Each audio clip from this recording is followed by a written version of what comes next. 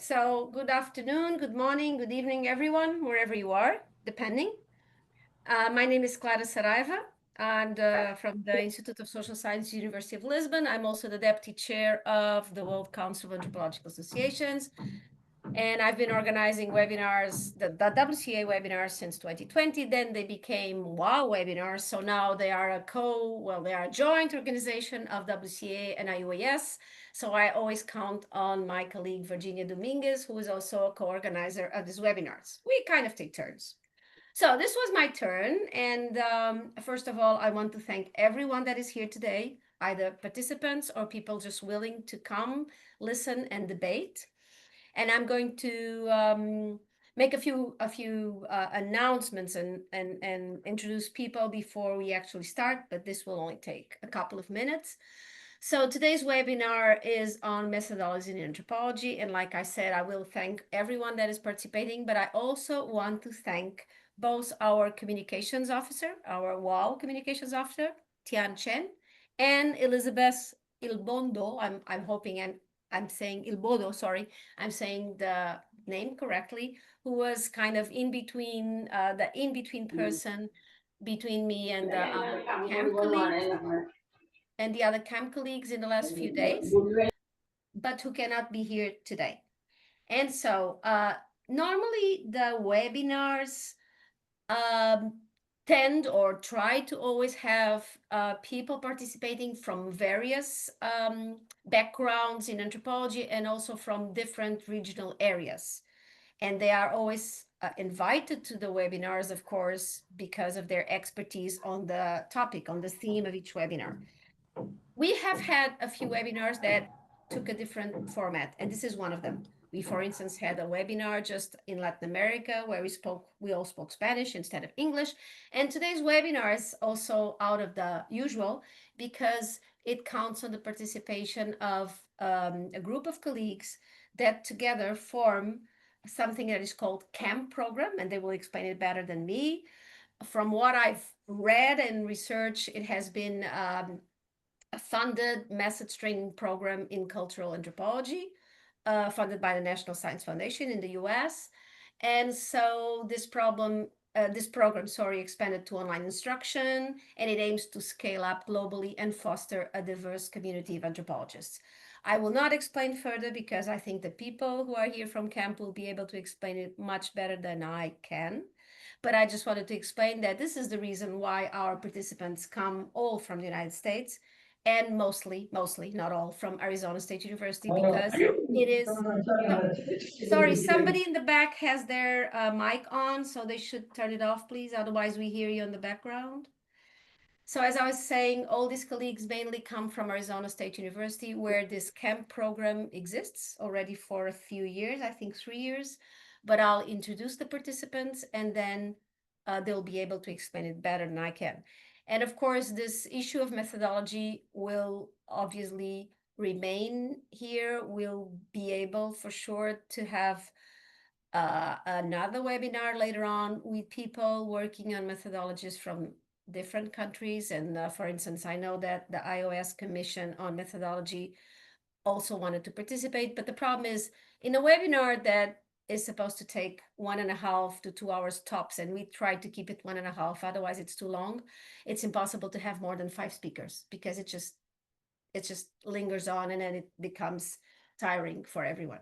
So I want to thank the participants, who are Eliza or Lisa, I think it's Alissa Ruth from Arizona State University, H. Russell Bernard for Arizona State University as well, Amber Wutich from the same university, Melissa Beresford from San Jose State University, and Robin Nelson, also from Arizona State University. So these are all colleagues that are part of this CAMP Methods program. And once again, thanking everyone. I will give the word first to probably H. Russell, who will explain us better what this program is about. So the idea in the webinars always happen according to a certain scheme, which is basically each person, each participant, each guest talks for 3 to 5 minutes tops.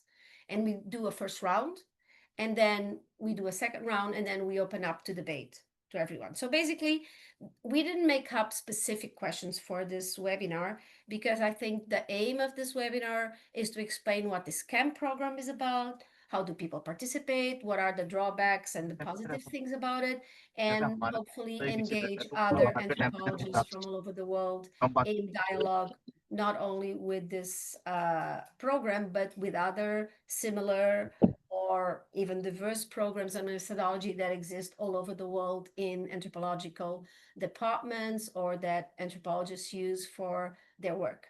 So, Russell, you have the floor, and I please ask once again everyone who has the mic on to mute it because we keep hearing sounds in the background. So when you're not talking, it's much better if you turn your mic off.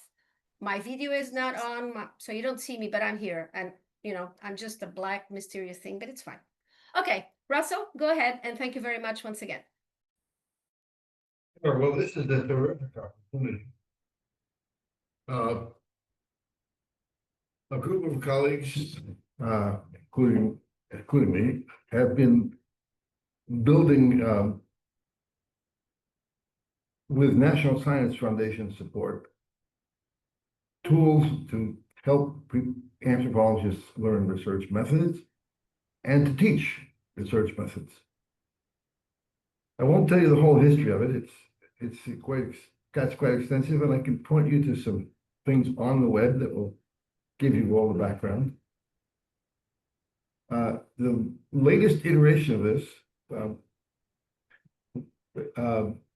began about 6 years ago, and we got support for a 3 or 4 year program called CAMP. We decided to call it the Cultural Anthropology Methods Program. The acronym is CAMP. And that harks back to something that we did for many, many years when we brought people with NSF support, faculty, colleagues, or students to various universities to instruct them in research methods or teaching research methods. And it was always called Methods Camp. That was its handle all those years. Well, this particular iteration was funded in 2019, and it was for this series of years, 3 or 4 years, and it was supposed to start in the summer of 2020, and of course everyone knows what happened then.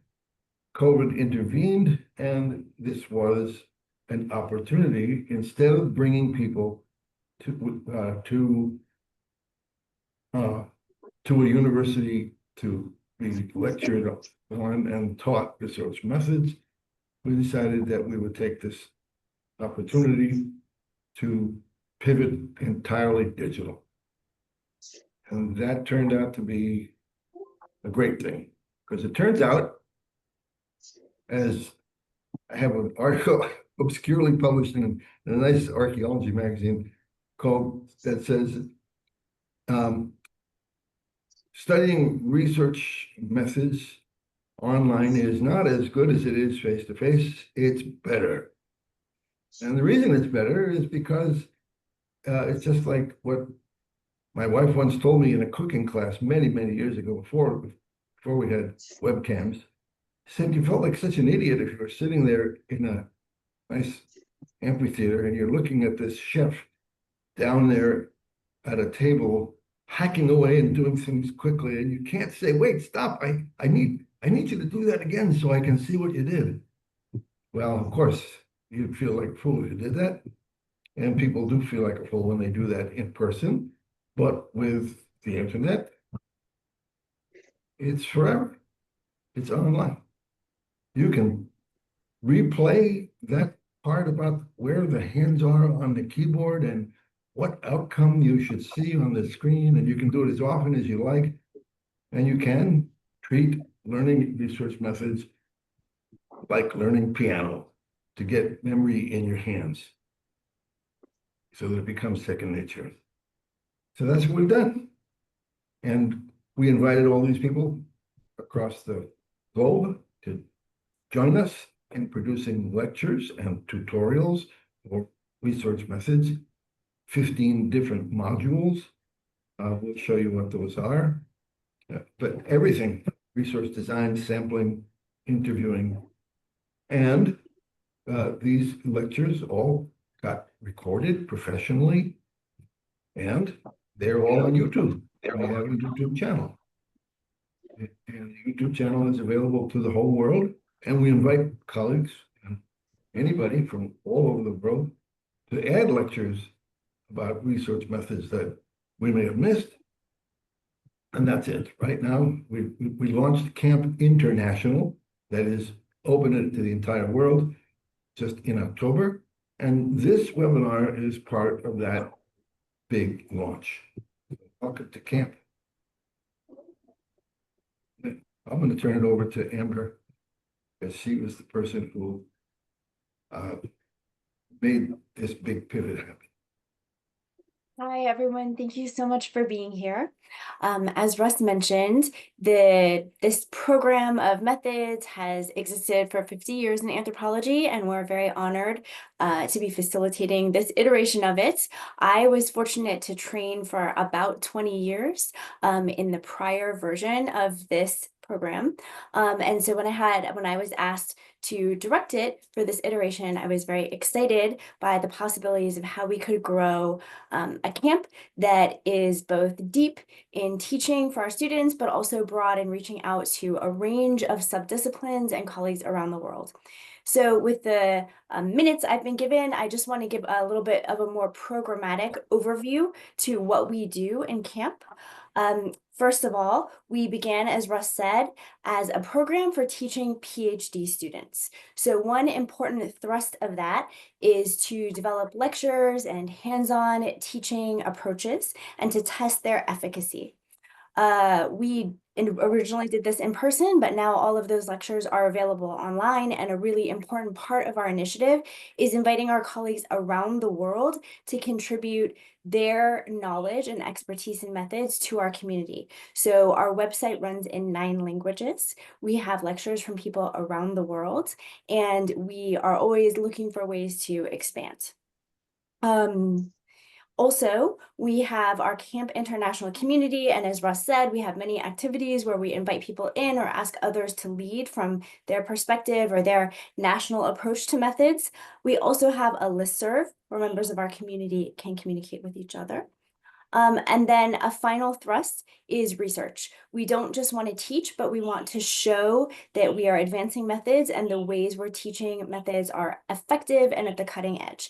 And so we have quite a large portfolio of published research demonstrating the efficacy of our methods and our teaching. As Russ said, we've just launched Camp International, and one of the core values of the Camp International community is that we cannot lead methods from the United States, that if we want methods to move forward in anthropology, we all need to do that together globally, because we obviously have certain biases and limitations coming from the United States that are complemented by the work and scholarly leadership of our colleagues around the world. So I would like to reintroduce my colleagues who will be speaking in a minute, just to give you a sense of the terrain of the work that we're doing and what sorts of different activities we're leading. The first is our absent colleague, because as I'm sure you all appreciate, whatever time zone you're in around the world, it can be quite difficult to collaborate all in the same hour with our international colleagues. So Dr. Alissa Ruth is the Director of Global Initiatives for our community, and she organized all of our work here today. She's from Burkina Faso. She is an amazing methodologist and teacher, but she wasn't able to be here on this webinar with us today. The rest of our team is here, so I will next draw your attention to Dr. Alissa Ruth. She has been with us since 2019, leading the education research on our project. This is essential because the original proposal that we wrote to do this teaching was informed by research Dr. Ruth led from a national survey of American Anthropological Association members in the United States. So that was how we kind of made the case that we needed to do this teaching. But since then, Dr. Ruth has led many, many studies of the way we teach, how it impacts our students, the new methods that we're developing. And in particular, as Russ mentioned, we did launch during COVID. So one of the important contributions I think Dr. Ruth has made is to show how different ways of teaching are not only more effective, but more likely to reduce stress and anxiety in PhD students, which was an emergent problem during the COVID pandemic, at least in the United States. Okay, next up, Dr. Robin Nelson is our Director of Strategic Engagement. One of the values very close to our heart is that camp and the methods community should be a big tent where everybody feels welcomed. And at least in the United States, that has not always been the case. There has been, let's say, different sub-communities that do not interact around methods. And so we really tried to figure out a way that people working from different perspectives within methods in anthropology could come together and work together. Dr. Nelson is a biocultural anthropologist and has led a number of biological anthropology communities. And so she has a particular expertise in that her method skills span from sort of the biophysical sciences to the humanities. She knows how to talk to people working across this continuum, and she's done a wonderful job at building a community where more people feel that they can belong. And then last, Dr. Melissa Beresford is our Director of Community Practice, and she has tirelessly led our effort to expand out the community in ways that, for example, our lectures are available in 9 languages on YouTube to everyone in our community. And she runs the listserv where people can ask questions about how to do methods. And so this is the team that you'll hear from today. And we are very excited that CAMP has about 700 members around the world, participating in different ways. Some in this way, some on the listserv, others in research, others in teaching, and we welcome all of you to be a part of our community. I think I will next hand it off to Dr. Ruth to give us an overview of our research findings. Thanks, Dr. Wutich. Welcome, everybody. I'm so excited to be here today. So I'm an educational anthropologist. And yes, I have done a lot of research on not only teaching methods in anthropology in the United States, but specifically for our CAMP program. So as Amber mentioned, we did a national survey in the US about what methods were taught. And we really found that this lone anthropologist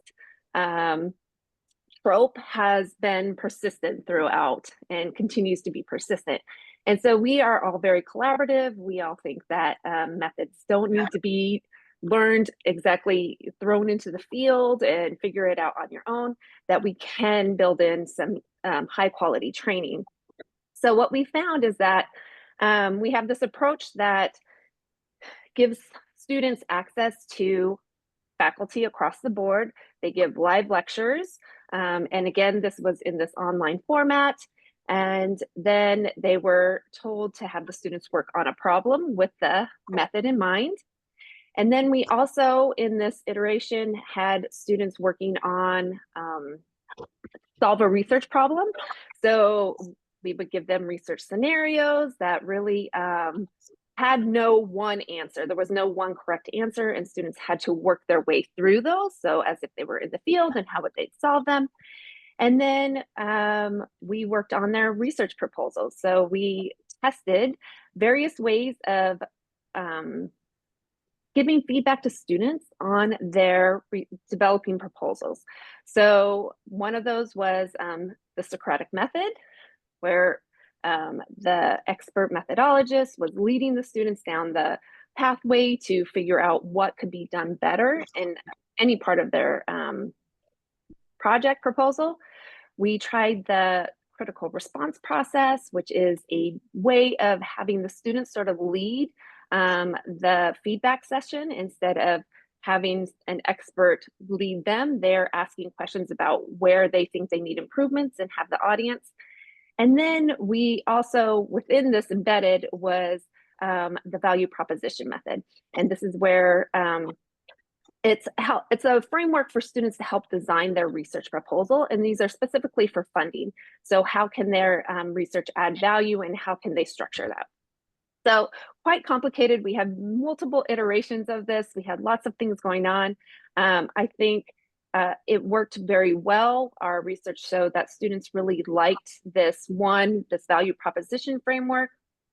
They liked having those hands-on activities. They came away with much better understanding of just what other methods they can use in the field other than participant observation, field notes, and interviews.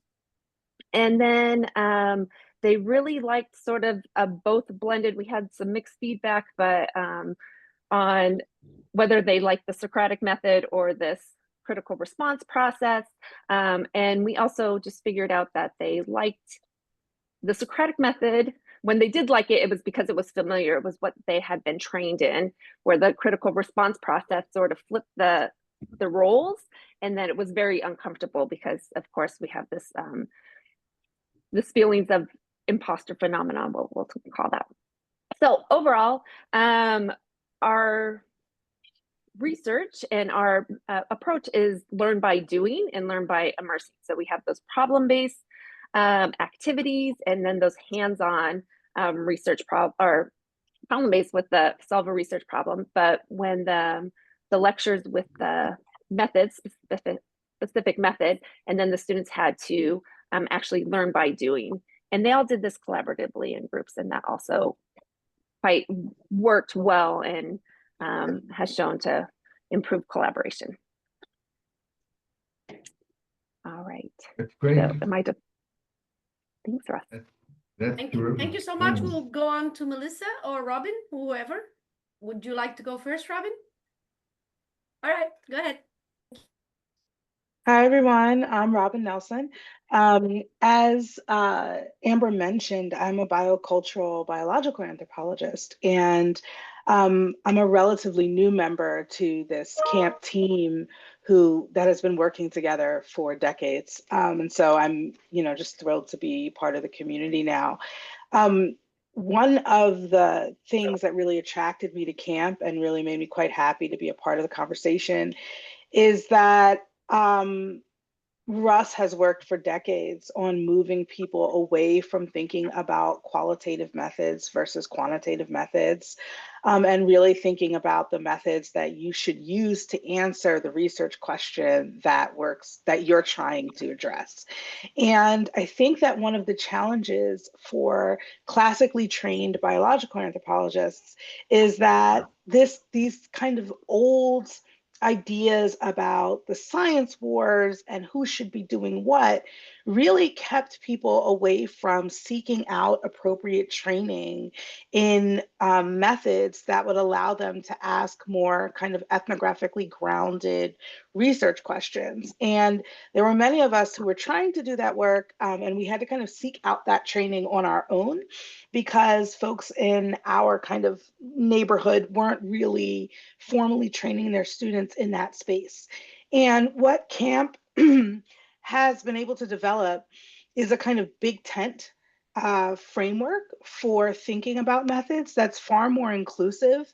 And it's been quite nice as someone who's really engaged on social media to see folks from outside of kind of conventional cultural anthropology circles really seeking out these methods because they really need the training. And one of the things that we've learned in camp in training the graduate students is that they'll be really clear that they are not clear on where to find these methods. They were not sure about where to find these methods. And so one of the great things about the link that Melissa just put in the chat about our YouTube channel, which I really encourage everybody to go check out, is that there are easily accessible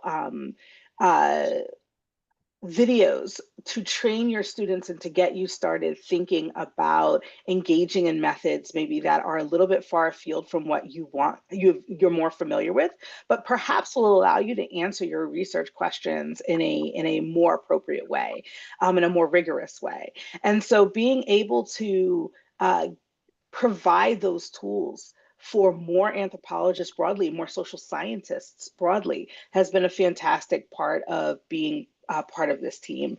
And so I think moving past the kind of qual-quant divide, which is kind of outdated and doesn't really serve us as researchers, has been thrilling to me, but also I've seen the graduate students, more importantly, really benefit from being able to kind of break out of these spaces that they have maybe thought of themselves as being part of. Like, I can't do that method. I don't know how to do it, and that's not what we do. And we say, yes, you can do that method. This is how you do it. Is it going to help you answer your research question? Then let us help you train. Let us help train you in that particular method. So I just would like to really encourage folks to check out the YouTube channel, because I think that is a great place to get started. And I'll pass it on to Melissa. Hi, everyone. Thanks so much for having me. I'm Melissa Beresford. I'm an anthropologist and a methodologist and associate professor at San Jose State University in California. I've had the honor of being involved in the camp initiatives for going on over 10 years now. Like Amber, I was trained through the Culture Anthropology Methods programs as a graduate student, and was brought on to help teach, especially in our qualitative analysis area, and then was asked to join the team for this new iteration.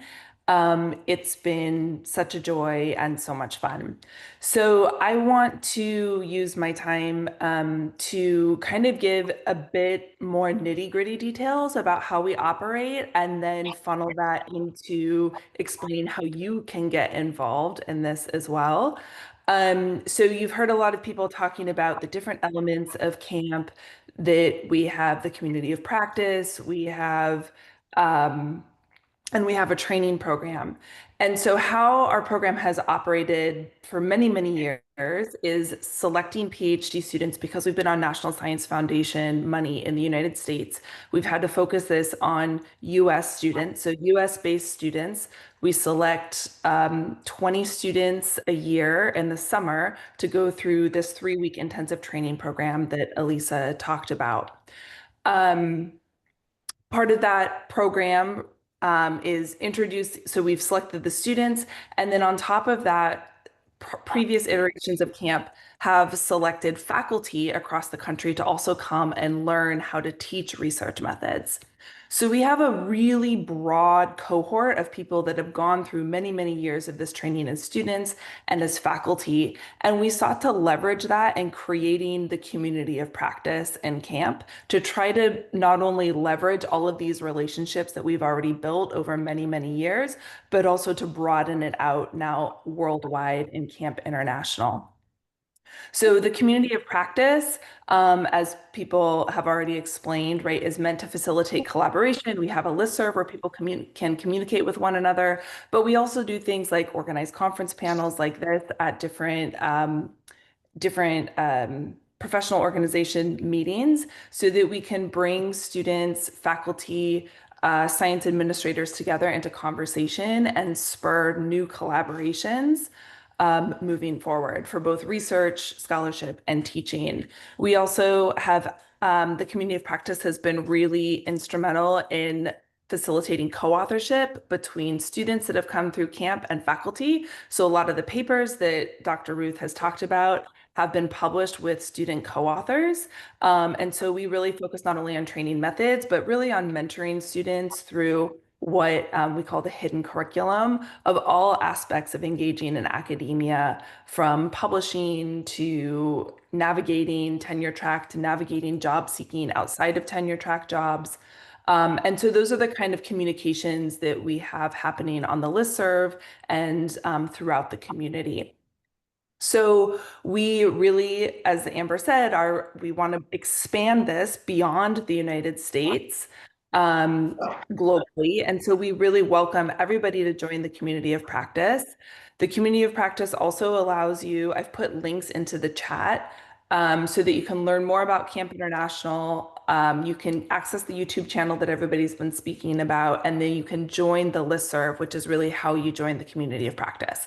So there's directions on the website to join the listserv, and that's how you can get involved. We'll send communications out about different events happening for you to get involved. We also really encourage posts to the listserv just about anything about methods. If you have a question, if you're starting a new project and you are curious about a method that you haven't used before, post it to the listserv. We have over 700 methodologists on that listserv, and there's really great and engaging conversation. It's just a massive hive mind where you can ask questions and get feedback. All right. So, Yep. sorry. Go ahead. Sorry.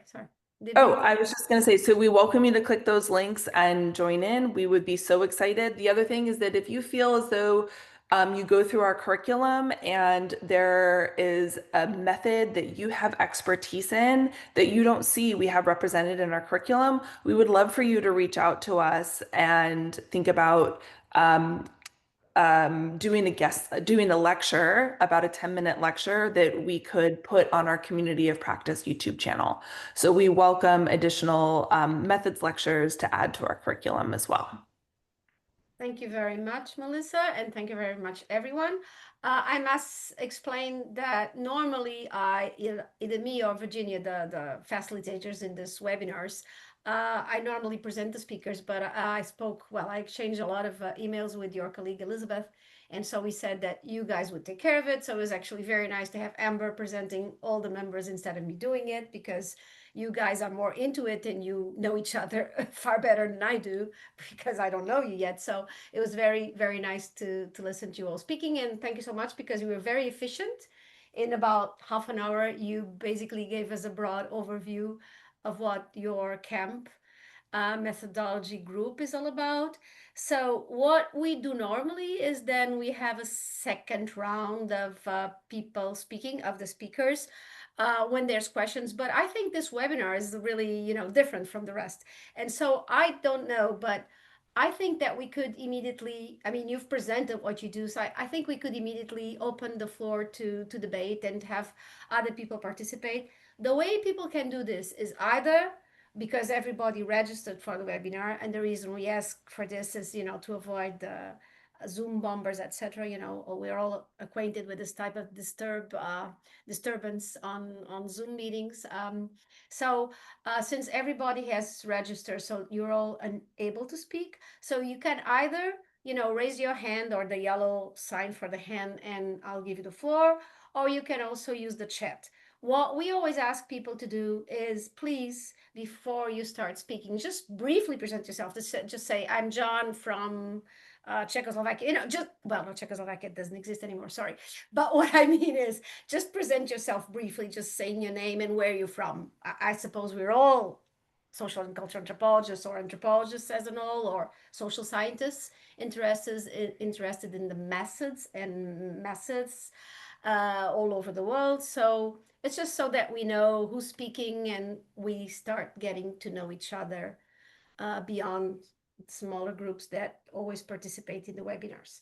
So I think I'll open the floor to debate, and so just raise your hands. I see Gordon already has his hand up, and so I'll give him the floor first. Present yourself, although everybody knows you, Gordon, please, and thank you once again to all the camp colleagues. Well, they may not. I'm relatively anonymous, but I am chair of the World Council of Anthropological Associations, and this has been extremely interesting. And I know Russ, I know your work for many years, although I don't think we've ever met, and I really appreciate hearing from you all. I have a question that I don't know if it can be directly relevant, but it underlies the whole philosophy of what you're doing. I was working with Thomas Hyland Erickson before he died, and with various other people too, on a task force on anthropological values. And one central element of it is, what is the purpose of doing anthropology? And I refer back to that famous 1995 debate in current anthropology between Roy de Andrade and Nancy Shepherd Hughes. Is the purpose of anthropology ultimately scientific? Is it to get objective knowledge about societies? Or is it justice, to pursue justice in the world? And I sense the implicit basis for methods is probably in the scientific camp, because I sense that many of the people in the justice camp, I mean, they have a foregone conclusion to a degree. So I'd like to know more about the political basis of the focus on methods. I think, Virginia, I'm not sure, but I think when you were president of AAA, wasn't that the time at which the emphasis on science was removed from the AA statement? Maybe not. Maybe it was someone else who did that. But this is a central issue of what the purpose of anthropology is. Is it ultimately to create justice, or is it ultimately to arrive at scientific truth? Now, it can be both, except these have different implications. So I'd love to hear about the relation of methodology to the issue I'm bringing up now. Right. I don't want to answer that, Gordon, or your specific thing, but I do want you to specify where you are, because you specify what you do, but people may not know. Yeah. I'm in Hong Kong, and I have devoted much of my anthropological career to fighting against what I see as Anglo-American imperialism in anthropology. I'm exaggerating. I don't do that much. I'm American, but still, yeah. Oh, so who wants to start addressing the questions that Gordon raised? Anyone from the camp group? Russ, jump in. I want to hear from you. Okay, let's hear Russell. Gordon, it will come as no surprise to you that I don't see the distinction and don't care about it and won't give the time of day to discussing it. From my perspective, counting the dead accurately is the greatest way of preserving outrage. Does that answer your Anyone else question? wants to add to what Russell just said? Go ahead, Justino. Please. I see your point, except that. And by the way, when I say outrage, I mean to advance justice. Yeah. What if empirical research, though, leads to conclusions that are opposite to what you see as justice? It happens all the time.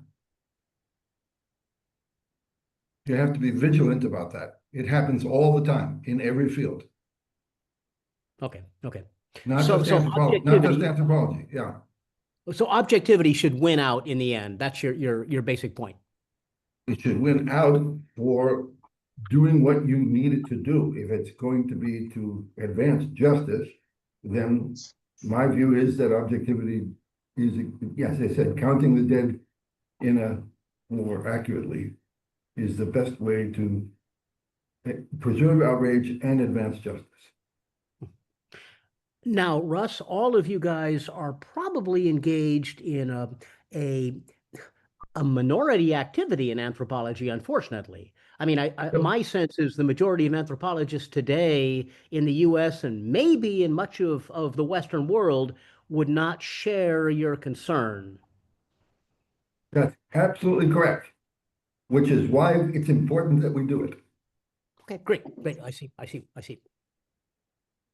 Okay, anyone else from Add camp or that anyone else from the there is audience? a concern about the fundability of research that probably many anthropologists, if most, will share. For example, you need to have a research design in a grant application, and these sorts of practical concerns are very much on the minds of our PhD students.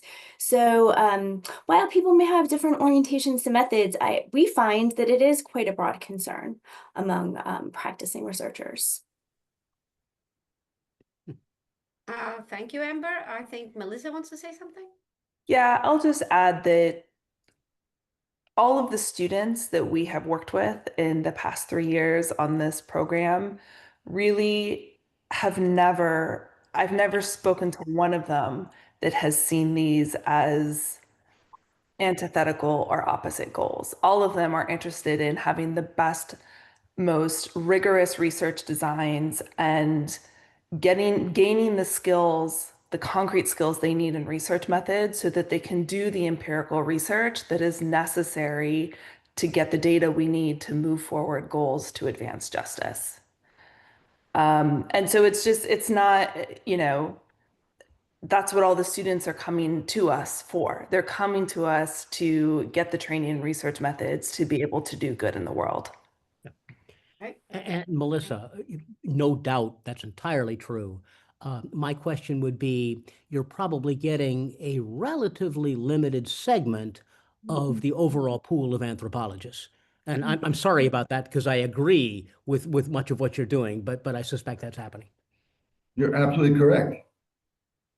But can I also say though that, as we're training graduate students, so our program can only take so many graduate students every year, right? So of course, we're not really able to train the vast majority of graduate students. At the same time, the graduate students who are able to prepare successful grant applications and then proceed with their careers are the ones who, well, the ones who are able to who prepare successful grant applications are the ones who end up being quite successful in their careers. And so it's a small subset of the community, but the idea that in this moment where there are limited jobs, there are limited funding opportunities, that you can kind of be really successful without thinking critically about methods isn't really accurate. And so what we find is that the students who join us are a little bit hungry for the methods because they recognize that it is the gateway for them to continue in their career, whatever their research question is. And we've had students with a wide range of research questions, some that are really tapped in to the political moment in the space where they are studying, and some that are not really about any overt kind of political moment, but they all understand that without this methods training, like, they're dead in the water. And so I think that it is a small subset who are actively seeking out methods training, but I think they recognize that it's necessary.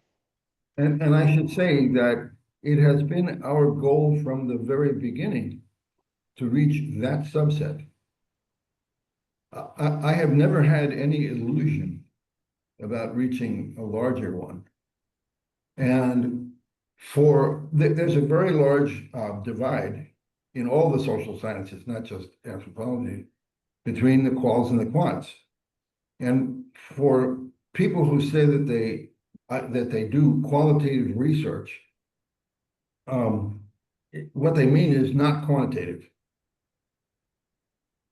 which is terrible, because there are so many ways in which you can treat qualitative data qualitatively or quantitatively to answer research questions, and to have those questions have an impact on science and justice and everything else you want in between.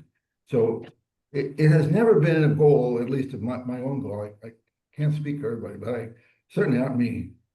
I've never really thought of the advancement of methods, the textbooks I write, or any of these things, as bringing over to the quantitative side or the empirical side or the science side or anything sort of people who don't want to be there.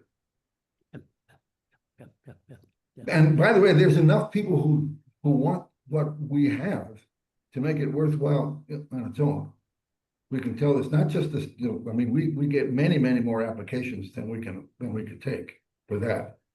And you can see just the sales of books, not just mine, but all the books on research methods that people in anthropology buy quite happily, because they know that it's the quality of the research that's going to make the difference in their careers. Everybody I know in the social sciences, everybody starts out wanting to make the world a better place. That's why we're all in it from the beginning. So there are many ways in which you can have an impact on the world, make it a better place. You can become a legislator, and you can crush the people who are polluting the world with laws that bankrupt them. There's so many ways but if you choose to be a scholar to make a change in the world, then surely we know that the best way that a scholar can affect change, positive change, or change, attack a social problem, is to be right about the causes. It won't always get you where you want to be. In fact, most of the time it won't. It will take political will. We already know the answer to how to solve most of the social and human problems, but we don't have the political will to mobilize everything to make those things happen. But you build up over time a large number of studies that advance knowledge on how to solve social and human problems. And when the political will is there, for reasons that we don't control, for people to do it, they will find that work and use that. Yep. Right. Thank you so much, Russell. So I can see that Ed Libo has his hand up, right?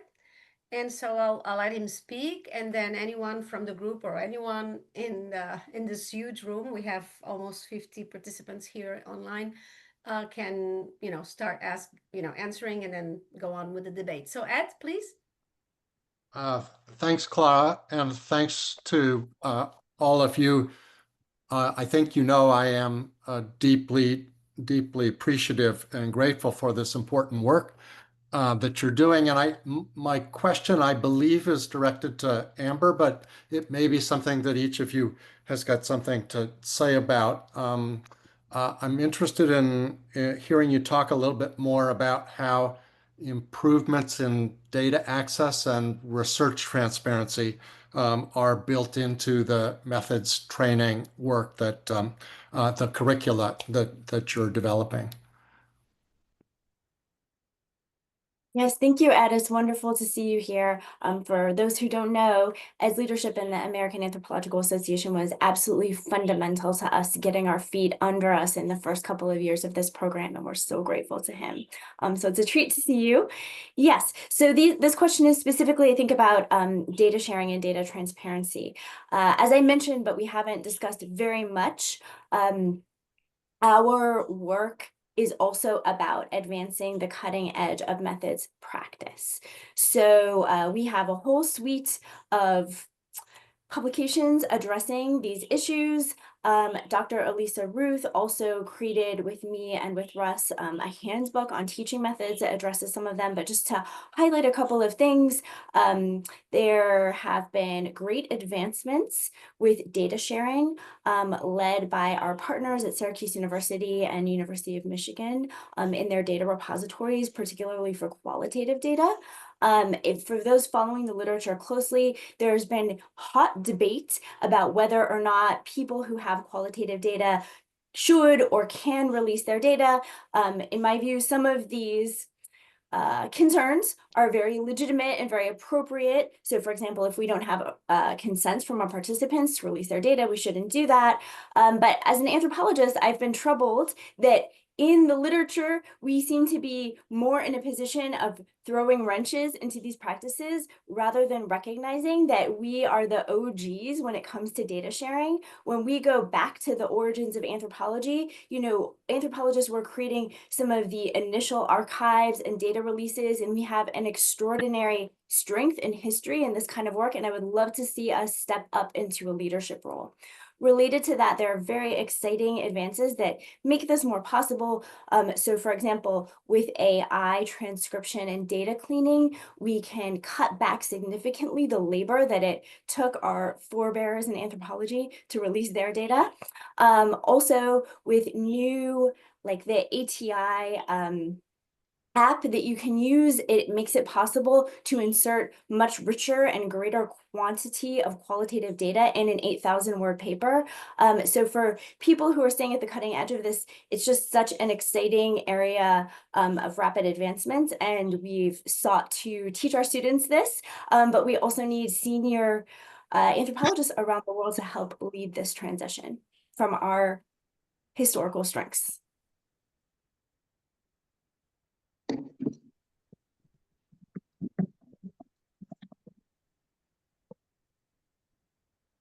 All right. Anyone wants to react to this any further? Or I also want to let you know that in the chat you have the camp colleagues have set up a whole bunch of links and things that are probably of interest to everyone, so you can access them on the chat. So Virginia, you have a question? Go ahead, please.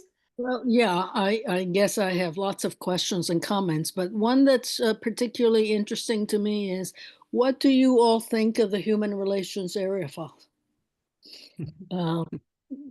officially, right, officially, I think located in New Haven. I remember I was an undergraduate at the time, but they were trying to do, oh, I don't know. I mean, I can be quite critical, but they were trying to do some of the things that I think you are now doing, but I don't know. What do you think? Well, they've changed over the years. They have become a completely different organization. When you were working with their data, it was not a digital operation. It is entirely digital. It's an enormous digital library of ethnography, which is available to anybody who has access to it through a subscription. And there are, I can't remember the number, but there are hundreds and hundreds of universities and colleges that have access to it through subscriptions. And so there's an enormous amount of cross-cultural hypothesis testing now going on because people have access to it digitally. I'm not sure I understand the question. Well, I can jump in. Go ahead, Amber. Yeah. For those who are unfamiliar with the Human Relations Area Files, this is a database, as Russ said, that's existed for quite some time in anthropology. And importantly, it is our open access archive that has historical ethnography. And the explicit purpose of it is to facilitate cross-cultural research, which obviously is very challenging and time-consuming to do with novel data collection. I know because I have run a cross-cultural study for about 20 years, and it's time-consuming and difficult. Dr. Carol Ember at Yale is our colleague, and she leads the Human Relations Area Files. She, at the same time that our camp grant was funded to teach cross-cultural methods in a separate methods grant. So we have been working side by side with her, and she's one of the professors who gives lectures in our curriculum, and she is an extraordinary teacher and colleague. If you have a chance to check out her lecture or read one of her books, I've learned so much about research design from her. I think there are two objections that people tend to have about the Human Relations Area Files. One is basically the idea that we shouldn't be testing for human universals, as some people call them. In my view, I hew very closely to Ruth Benedict's classic statement that one of the purposes of anthropology is to make the world safe for human difference. And how do we do that if we don't understand the range of human differences and practices? So I see the Human Relations Area Files as very valuable that way. I also think it's quite valuable. For example, I studied water insecurity, and when I started doing that 25 years ago, there wasn't much research on the phenomenon that I study. So to just go into the historical archives and see what people in anthropology have documented over 100 years to understand the range of human practices was incredibly valuable to me. That being said, anyone who's been in the Human Relations Area Files in a deep way, the perspectives and the data contributed by our forebears are not always things we will be proud of. It is a tough, some of them are very tough to read. I see those who've been in the Human Relations Files nodding because you know what I'm talking about. That's part of the history of our discipline, and we have an ethical obligation, in my view, to confront that history and to teach and uplift our junior colleagues who are learning to be anthropologists how to overcome that. How it's baked into our conceptualization, our theorization is a serious problem we all need to deal with, and how to do better in the future. So I think while problematic, the data in the Human Relations Area Files is a true representation of the history of our discipline, and engaging it is the best way that we can be accountable and do better in the future. Thank you so much, Amber. I cannot agree more. I remember using the Human Relations Area File back in the 80s when I was a student at the State University of New York. But you guys, the younger people, have to remember there was no internet at the time, right?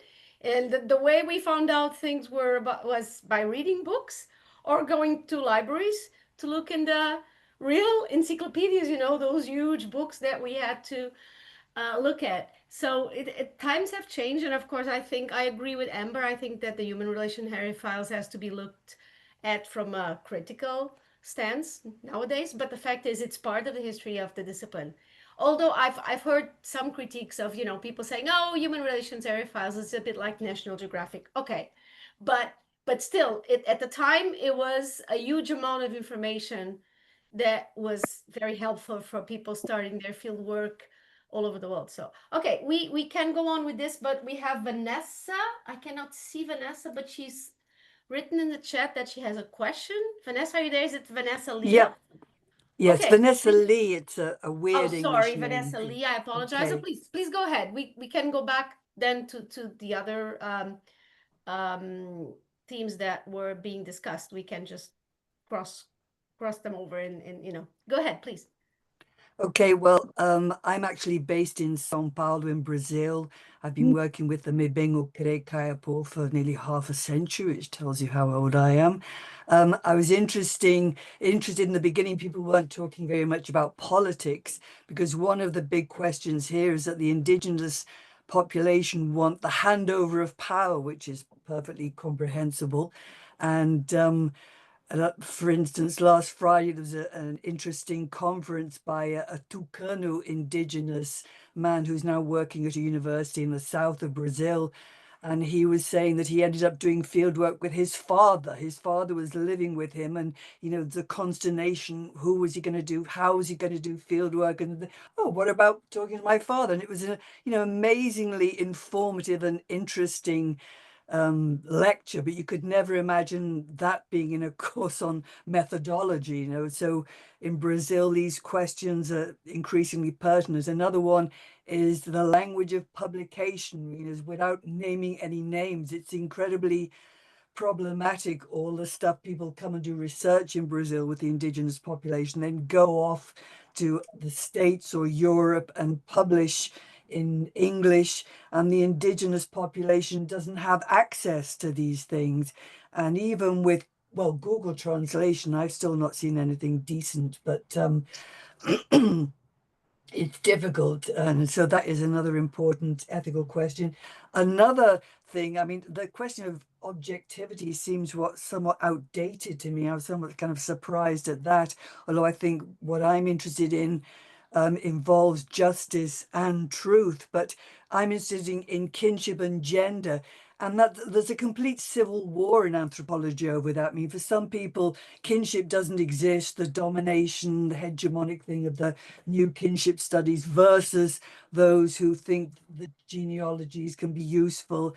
And I have recently worked with a French program, for example, which is free on the internet, POOC, for analyzing genealogical data, but I can't get students interested in that. It's so difficult, and the manual is somewhat peculiar English, and the manual is insufficient, and so that's a big problem. And normally feminists think that kinship is terribly conservative and outdated, and people, so there's so much that feminists could learn from the study of kinship. And we see now the right wing reading this morning in Germany about people wanting to put value on the nuclear family and remembering Nazism and stuff. So kinship is fundamentally political as well. That's nice to have some comeback from you on that. Okay. Robin. Over and out. Yeah, I'll talk about that because I love kinship, and I'm so happy to talk to you about that. And I, Amber and I are working with a student, and we were just recently talking about how kinship is either something people are really, really into, or they don't think about it at all. They don't want to think about it at all. And there are these kinds of splits between ideas of new kinship versus ideas of old kinship. And it is inherently political, always, right? Because the ways that we study it, what we think is important about it, how it's being used in the public, and how our research is then taken and shared with the public is inherently political, especially when it comes to ideas about kinship. So, always thrilled to kind of think about this. And I think it does speak specifically to your point about kind of the ideas about ethics and objectivity. I mean, one of the things that we've spoken about in camp and we have lectures on are kind of really interrogating what we think are appropriate ethics in different research communities. And one term that I am hearing various Indigenous and Native groups speak to often, and I'm kind of learning and thinking about how to be more aware of this in my own research as well, of course, is kind of nothing about us without us, right? Is a phrasing that I've been hearing a lot. And it is a bit about power, and power is always political, right? It's like, who gets to do the work? Where is it? So who gets to do the work, and then how is it shared, and who has ownership over these data? So it gets back to the question of data sharing that we just spoke about. And I think that it upends a little bit. I think we're getting there, some of us. I don't know. Maybe I like to think about myself as being more in the majority of anthropology than we really are, especially in this methods group, because I think if I didn't think about it that way, I would be very frustrated with the field. And so in order to kind of be forward thinking, I like to think about us as being right there, and that there's many more of us than we know. But I guess what I would say is that, we've had to think quite a bit in camp about, okay, what lectures do we need to address changing ethics within anthropology? How do we address ideas about power? We have a lecture on refusal, and kind of like what happens when folks are refusing, and how do you think about that as a researcher? Because we are not entitled to everyone's data, right?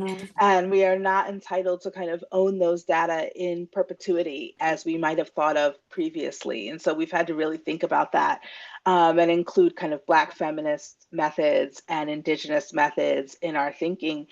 And to your question about kinship, and how we think about that, like, I, as a biological anthropologist and biocultural anthropologist, have tried really hard in my work and in my methods to straddle that question that you presented about, like, are we talking about genealogies, or are we talking about new kinships, and how do those things work together?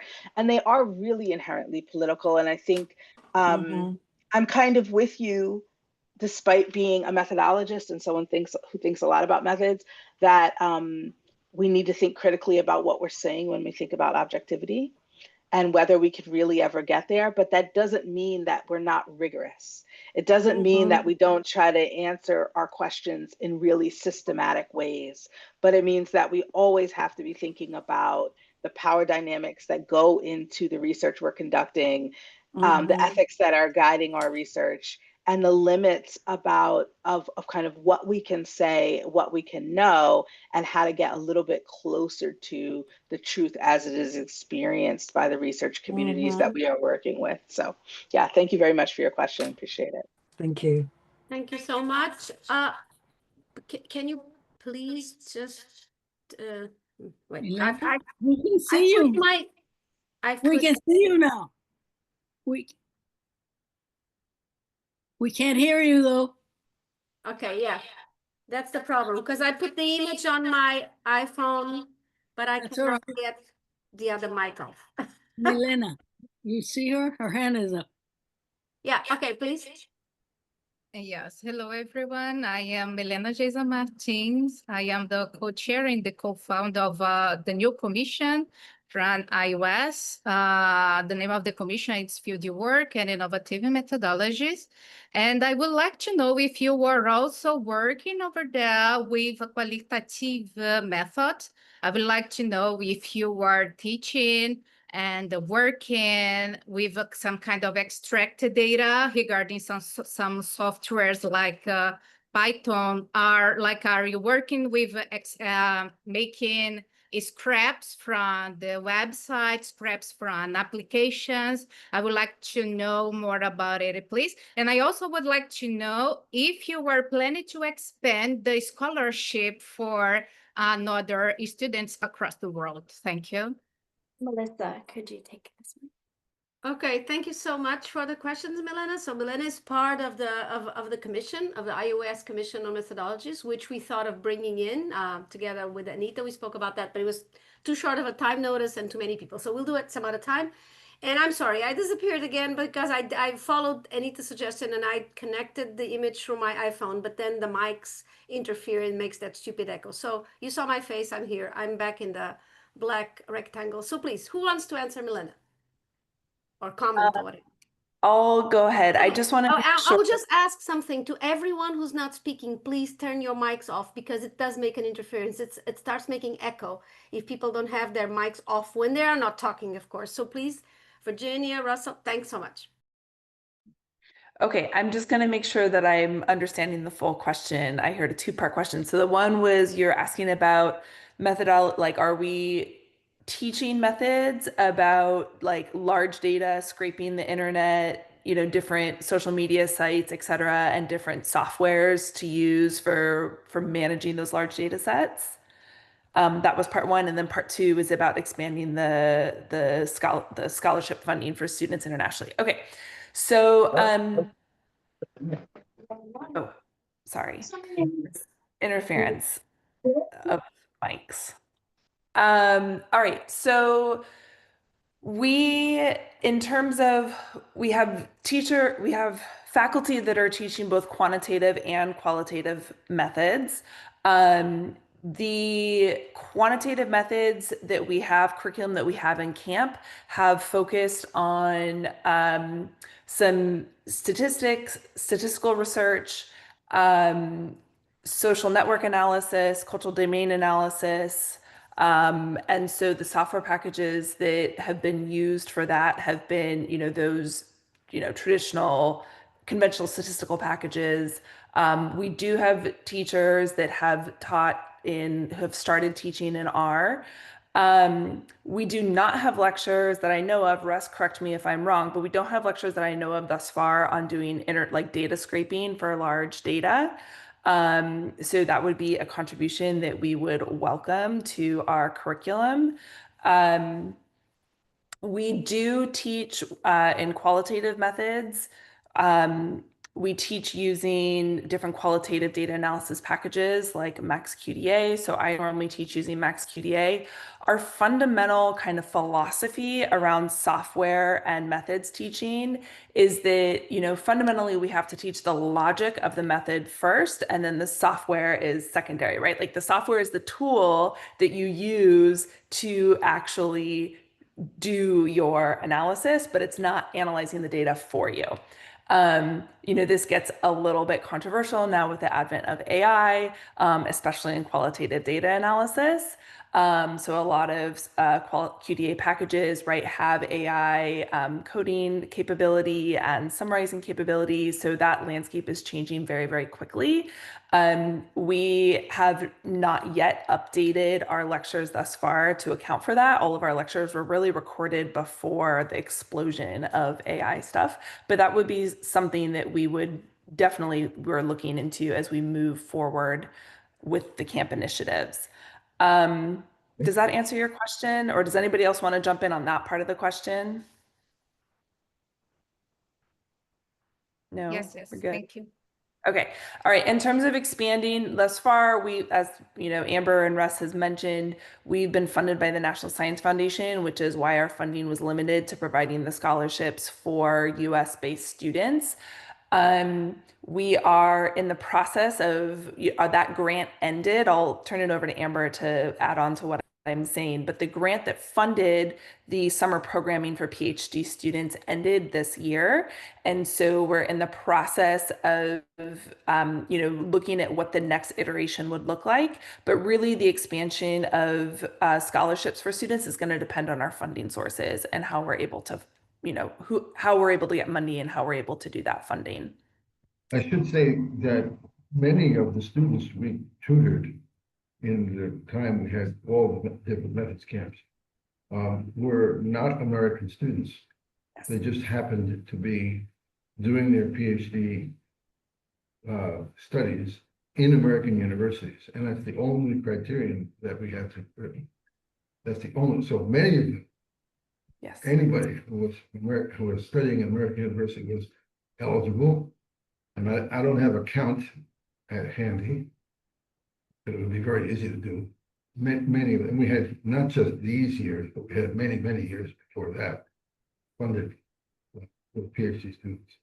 And those students who did get their PhDs, who were from other countries, many of them have gone back and are teaching in their home universities. We try to keep you kind of keep track of it. So there's an expansion of that. But the most important thing we're doing now in expanding training opportunity is not the funding. It's quite literally making available free all the materials so that anybody anywhere can put together a research methods course by picking and choosing any set of these, whatever, 100 lectures and all the bibliographies and exercises and other materials for pedagogical materials, and can contribute to it. So we're expecting our colleagues all over the world to be doing that and taking advantage of all these materials, filling in where we may have some holes, and bringing us back into the picture to help. Thank you. All right, thank you so Just much. to briefly Russell. interrupt, the chat has all these messages in Chinese now. Yes. That's interesting. Could you guys speak up? Well, it was actually Amber who wrote one of them, wasn't it? Yeah, the Amber conversation is and just James both did. Yeah.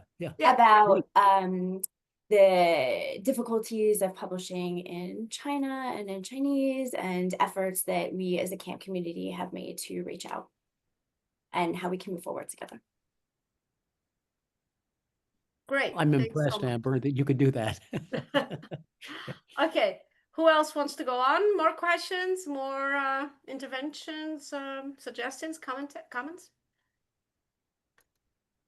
I'm looking at, we still have 42 participants, and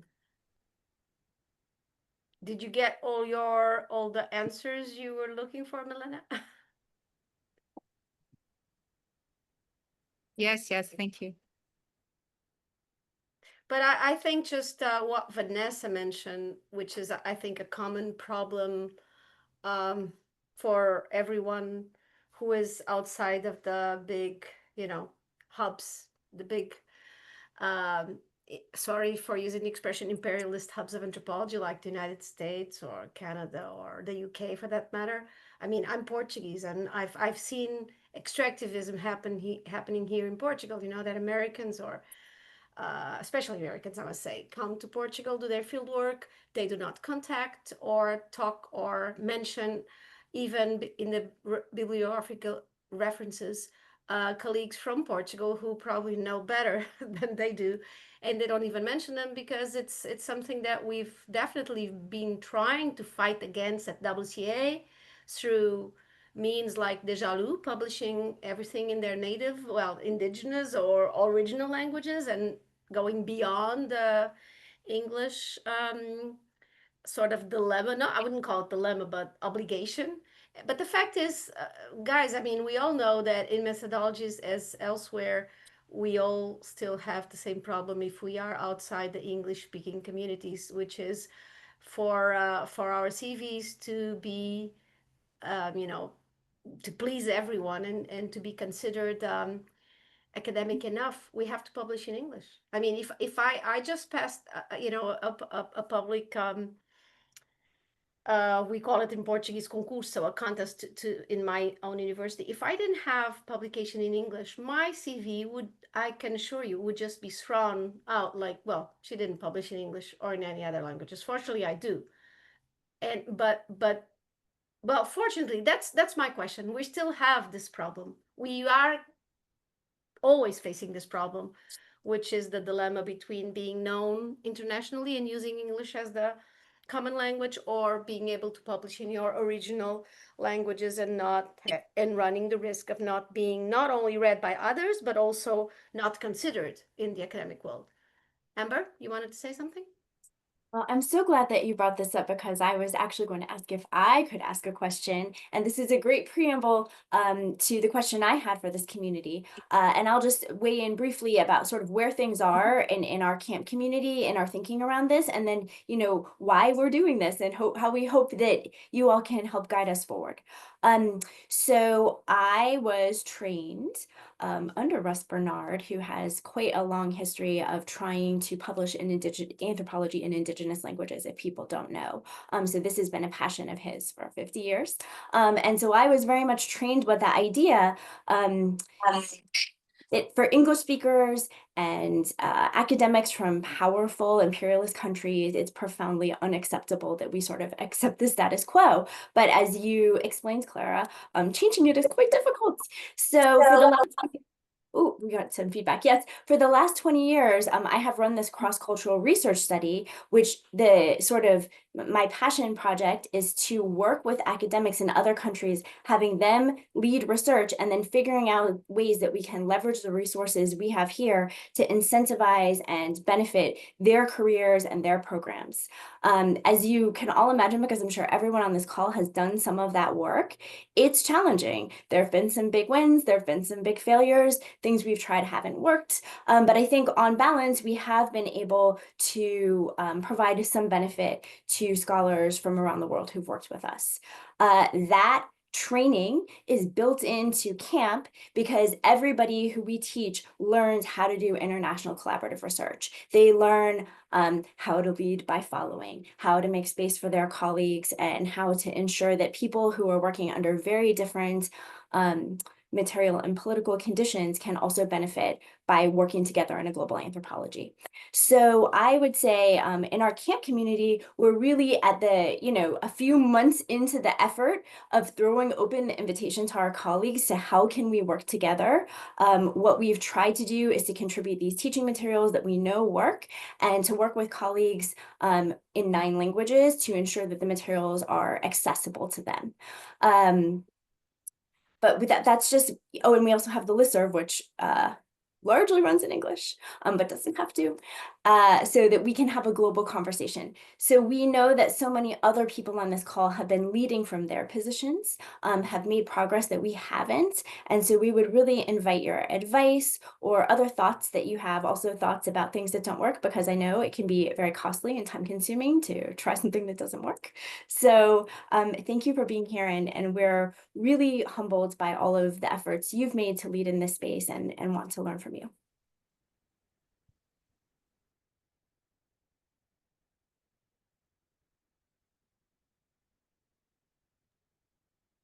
We had Clara?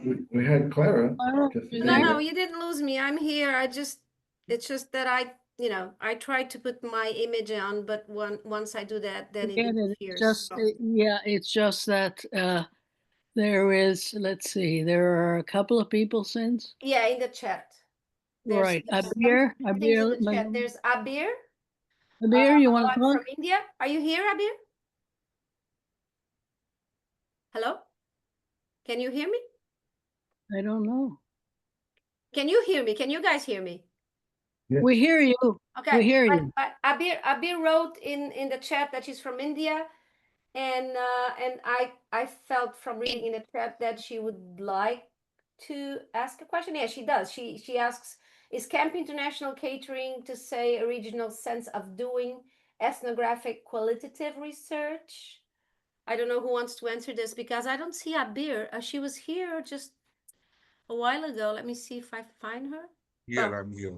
but anyone, can anyone address her question, and then we'll see. Oh, there, it's a he. It's a he. There he is. Yeah, there he is. Hi, Abir. Speak up, please. Yeah, so basically, I did my PhD about 3 years ago. I finished it, and I was realizing a lot that when it came down to working in urban society in India, you needed to speak to their mindset of people who are locally helping you and facilitating the kind of work that you're doing. So a lot of the time I was encountering caste. A lot of the time I was encountering the sort of aspect of minority communities who were the target of my research, and the way they were telling me on how I should conduct myself in terms of gathering the data so that, I get the data set I require. So I'm just asking if there is an initiative in that sense from CAMP or anywhere else that you are looking at these kind of regional specific notions of doing qualitative research. Like, how can we better improve ourselves? Because sometimes I used to feel quite lost, like from say 15 days of the month, I was like, how do I get back to the field? How do I actually collect the data? So, I mean, these things were like more of a trial and error process for me. That's the kind of, and I'm coming from there. Is there some kind of way in which we can address these kind of issues also? Thank you so much. Russ? Thank you so much, Abir. So who wants to address Abir's questions?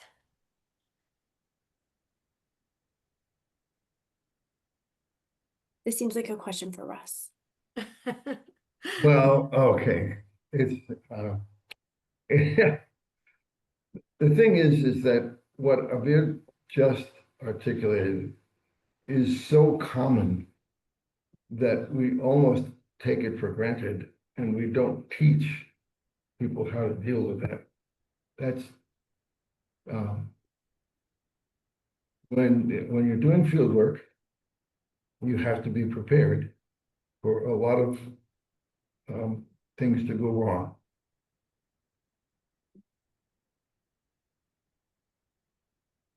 Many places in the world, including where Abir does field work, the word privacy may not even exist in the local language. And that causes a lot of people Right. in university level training, wherever it is, a lot of grief, a lot of difficulty. Getting people to show up for interviews, even if they've sworn 6 times that they're going to be there and then they don't. So these problems are absolutely basic to field work. You just have to be prepared to go into the field with a research design, and one that tells you that you can follow, and that gives you the leeway. This is why research design is so important. If you're just going from pillar to post, you won't have a design. You'll just have some data collecting at the end, and then you have to figure out what to do with it. But a research design at the beginning is the key to feeling better about all these problems that you will encounter in the field. There's nothing we can say that will tell you how not to encounter those problems of loneliness, of despair, of not being able to get back to the field, of not being able to get people to sit still for an interview. It is part of the fieldwork experience. So the difference between field experience and field work is field notes. That's what you do. Take notes about everything that happens. I can repeat that. The difference between field experience and field work is field notes. That's it. If you do that, in the end, you'll have a big pile of notes that will carry you forward and will tell you where the holes are and where you did or did not fulfill the objectives of your research design. I hope that's helpful. Thank you so much, Russell. Anyone wants to add anything? Alissa? Yeah, so in our initial survey of anthropologists in the US and what they taught and what they knew and what they wish they had known, we found that field work, generally field notes, interview, and ethnography were quite well taught at in graduate programs. And again, though, this is that lone researcher that we get back to, is that you're really just thrown in and you learn by doing. And so while we don't have that in our Camp International curriculum, really these basics of doing ethnographic research, we do address that with students. And it's also, a lot of times are naive and we think, oh, I'm just going to go do this field work and everybody's going to talk to me. I'm going to get 100 interviews and it's going to be great. And so when we're talking with students, right, it's trying to set those expectations that it's not as simple as just going in there and really doing pilot data collection or visiting the field site, getting to understand who are those gatekeepers, who are the people that you are going to have access to. How does your positionality, whether that be race, gender, ethnicity, religious status, sexuality, all that, how is that going to play in? And so really you don't know until you get on the ground. So it's really just setting those expectations that, yeah, you are going to have this culture shock, what Russ is saying, and you are going to have these like feelings like, oh, I can't do this, or what can I do? So having just those conversations. Thank you. Anyone else? There's another question from Claudia from Mexico. When I don't see her, I'm trying to see if she's here on the screen. Claudia, I don't see Claudia. Oh, here she is. I don't know if you want to speak or if you want me to just read the question, which is, do you have any material that discuss methods in relation to benefits and limits to access different vision within groups and communities? Or is this grounded in the theoretical approach? Claudia? Oh, there she is. Claudia, ¿sí quieres hablar? Well, I just sent the question because there's a lot of noise in here.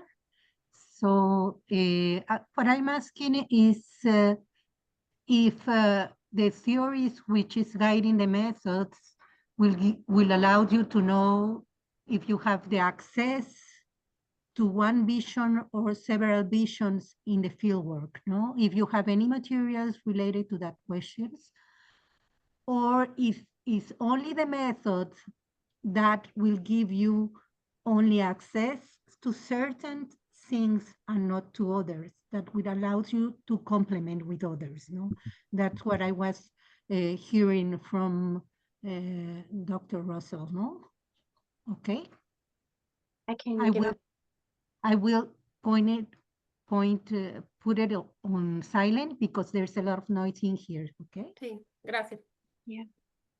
To quickly point to the materials that we have relevant to this question, I think what Russ would say is a basic concern about if we know if there are multiple visions, is it a problem of sampling? And so we have abundant and cutting edge guidance on sampling for all sorts of research designs, but most excitingly for qualitative data analysis, which is something that's been really under addressed in our field. So first, a problem of sampling. Second, a problem of design. We have a very strong emphasis on participatory methods in our curriculum. And we think that this is right now the best way at working with communities to get their own visions for themselves and their values. And then finally, if we want to rigorously test indifferences across the visions and understandings and ways of being in communities, we have a module on cultural domain methods. And so those are quite good for testing those things. And I would just say, you know, from a personal perspective, but to the extent that I direct this program, my personal perspective has had an impact. I think the really exciting contribution that we as cultural anthropologists can make is doing rigorous inductive scholarship. So that is like, we don't have to impose theoretical views on communities. We can find methods that allow the communities to speak and showcase or compare their perspectives. And I think that we do that better than anyone else. So I think it is really exciting that we have this suite of methods that enable that kind of research. And then to bring it back to what Gordon sort of controversial comments at the beginning about, you know, are you doing science or are you doing justice? It has been very humbling for me as a scholar to work with inductive methods, because what I have been trained in my area of expertise to think is a pathway toward justice is frequently not shared by communities that are suffering these human rights violations. And so to work with methods that allow communities to speak for themselves and to showcase the solutions that they find just and acceptable is, I think, one of the extraordinary advantages of anthropological approaches, and something I hope that we continue to nurture into the future. Thank you very much, Claudia and Amber. So we are getting close to 1.5 hours into the webinar. Let's see if any more questions come up, or if we should just... Well, Teresa is there and she has her hand up. Teresa, do you want to speak or do you want to... Yes. Okay, thank you so much. Hi. Go ahead, please. Yeah. Good afternoon, good evening, hello everyone. I am Teresa Kozol. I am from India, and also the chair in the Commission Fieldwork and Innovative Methodologies. It's really been exciting hearing from everyone, especially after reading research methods books written by Russell Bernard. It's really encouraging to hear you speak for the first time. I'm also hearing from Amber, Robin, Melissa, and of course, Alissa Ruth. So I have been teaching anthropology for the last 10 years, and both undergraduate and postgraduates. And the problem that we have in this part of the country, especially in India, is with regard to the language. Of course, we have, I know we did discuss on language and how important it is. Of course, English is currently the language in which we teach, write. However, there are, problems because we have a number of regional schools and colleges that actually teach and learn. But when they come to at the university level, so then they need to switch to the English language, and that becomes a big challenge for many of our students in this part of the country. The other comments that I would like to, of course, then if you can give any practical advice, it would be really nice. What we have is what we call as the ethnographic fieldwork, and our undergraduate and postgraduate students have to undertake, a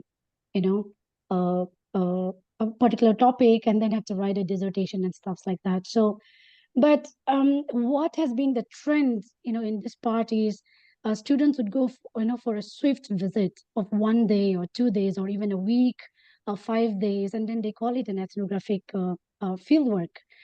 And so I, from the kind of books that I've been reading and the kind of teaching that I've had in during my university days, I understand ethnographic fieldwork to be, to have a certain duration, right? So with the kind of curriculum that we have, whereby we do not have enough or ample time to allow students to go into their ethnographic fieldwork over there in camp and in your universities, how do you deal with such kind of practical problems for students? One is, of course, in terms of the language, and number two is in terms of the duration for ethnographic fieldwork. And also, thirdly, I would just like to say that, as we would really love to collaborate with CAMP in our initiatives, because as a commission, we just launched in February this year, in 2025. We are like just a few months old. So we have a lot to learn from you. And of course, we would really love to learn from you and at the same time collaborate and work with you, side by side. Thank you so much.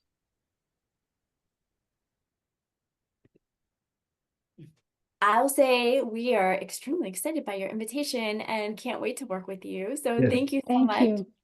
And I'll also say that I think you are so correct that one of our extraordinary strengths as a discipline is our commitment to ethnography and deep engagement in field sites.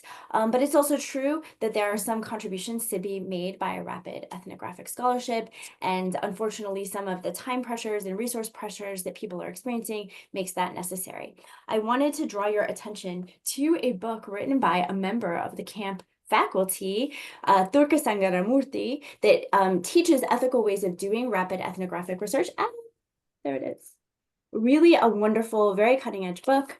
And so this book obviously acknowledges some of the limitations of this approach, but does talk about ways that even a brief commitment to ethnographic data collection can enrich a project, which is the position that we take, that there's a place for this kind of work. It can't do everything, but it can do some things. Thank you so much. Also Thank that you, it Amber. Sorry, Amber, could you also put it in the chat like Alissa did now for another book? That would be great if you write, because that. And let me, yeah. So Robin put in the title, and then in the book that I sent, Dr. Sangaramurthy has a teaching chapter on how to teach rapid ethnographic assessments in there. And so the book that I put in first is our book that has 71 teaching chapters from over 90 scholars across the globe on how to teach methods. So there's 71 different methods from data collection to data analysis. And then, yes, there's the link, thanks Ed, to Mark, yeah. That one. I'd like to add that the vast majority of people all over the world who get advanced degrees in anthropology are not and will not be teachers of anthropology. Think about that. The vast majority, it's not an unusual event. The unusual event is becoming a professor of anthropology when you get an advanced degree in it. That's really unusual. In fact, it's so unusual as to be vanishingly small percentage. Yeah. So, since this is the case, it's amazing to me that we train everybody as if that were going to be their career. And we try to give them the tools that they need in order to advance that career. Well, if you just take the students who are undergraduates, well, undergraduates in anthropology are like undergraduates in physics. They have an education, not training, and they will go do whatever they do. But the advanced degrees in anthropology, the masters in, especially in nations across the world, and PhDs, of course, the vast majority of those people are going to get jobs when they leave that are not academic jobs. Training in research methods is really a great thing to do for them. If you really care about the future of the students you're teaching, make sure that they can have a really good life when they get out, and they're not relegated to some small corner of the universe because they can't compete, because they can't do anything. And you ask people in anthropology who have advanced degrees about what they can do, they tell you what they know, not what they can do. This is a very important part of what we need to, what research methods do for people. It gives them lots and lots of opportunities besides an academic career, besides fieldwork and ethnography, long-term ethnography. You can use the methods in long-term or short-term or no-term ethnography. And you can use them to solve research problems. When those research problems are determined by other people, and you work with other people, and you solve problems for a living, you need tools that can do that and advance knowledge in your sphere, whatever that is. So I beg everybody to consider this as we go forward. I just want to add really fast too that, this norm in our field that anthropologists conduct, a year plus research in the field, and that's the only way that we do that. I think it's really important, and we teach our students this, to reflect on that norm. And the reason why that norm is there is because historically as a discipline, this was European and American scholars who had no language training and no cultural context in another culture that needed that long-term engagement in the field to learn the language and learn the local context. But as we've diversified the field and we're training students how to conduct anthropology, and they already have the language training and they already have the cultural context to be conducting research, oftentimes like within their own cultural context, they don't need a year plus in the field, right? Because they already have that cultural knowledge that they can build upon. And so, I think that we need to dispel this idea that, the gold standard is to be spending a year plus in the field, where really, the length of time in the field needs to be pinned to the specific research question, who the researcher is, what the goals of the research are, and just arbitrarily saying that we need to spend a year in the field is, there's no evidence-based mechanism for like why that is necessary across the board for all anthropologists. And I think that's a really important lesson to remember. And that's some of the stuff that our colleague Thurka goes over in her book, and also what we teach our students. Thank you. All right, thank you very much, Melissa and Russell, of course. And there was Elena who had her hand up, and that'll probably be our last intervention because it's already 20 to 4. Let me see if I find Elena. Elena? you had a hand up? Nothing in the chat, but there was a hand raised, but I don't see any Helena here now. Ah, Helena, are you there? I don't think so. Yeah, she had a hand up while She- while Russell was talking, but I perhaps saw that, but I don't see her now. yeah, I saw that too, but it was in the middle of someone's intervention, so I didn't want to cut anyone's word. Well, okay. Well, what I've just actually Just a quick last comment, Clara, before Yes. we stop. Yeah. We at WCA are deeply sympathetic to what you guys are doing, and we're happy to help out because clearly you want to internationalize anthropology. And you may represent one of a number of different positions, but we're happy to help. I am now chair. Clara will take my place in a few months, but use us. We're happy to publicize what you're up to because you're trying to internationalize anthropology in terms of the methodology strategies you're using. Great. So we're happy to help. Use this as a resource. Oh, we You will. have been among our most stalwart supporters, and we're so grateful. Thank We you. are. And also, although, like I said in the beginning, most of you are they're all from the States and most from Arizona State University. The fact is that, as we can see in the participation here today in the webinar, we have people from all over, right? We had people from India, from China, from Mexico, from the UK and Brazil, and so Portugal, so and elsewhere. You can see there's a lot of people. So that's very, very good. And of course we are more than willing to help. And this has been really interesting. And of course, methodologies, as many of the topics we've raised in the webinars, could make us stay here for hours. I mean, we could be debating for hours, but it's of course too long. Like I said, we'll in the near future to bring up the issue again with our colleagues from the Commission on Methodologies from the IUAS. And I certainly, we all for sure have appreciated immensely all the knowledge you brought and all this debate. I must say that all the info that we have in the chat is very valuable because you do point out here, several links, titles of books, etc. So I've asked Tian, our communication officer, if we could have the chat also in the website, because normally the webinars, they recorded, as you know, and then they are put later on, not today immediately, but in a few days they will be in our website. So you can go into the WAU website, and when you go into WCA, you'll see well, actually before it was WCA, but now it's a joint venture, as I said. So WAU webinars, and there you should be able to find all the webinars that have taken place since 2020 with the recording. So you'll be able to watch them, right? They don't vanish into thin air. They're recorded exactly for this reason, because they are a usual tool. They are usual and useful, sorry, useful tools.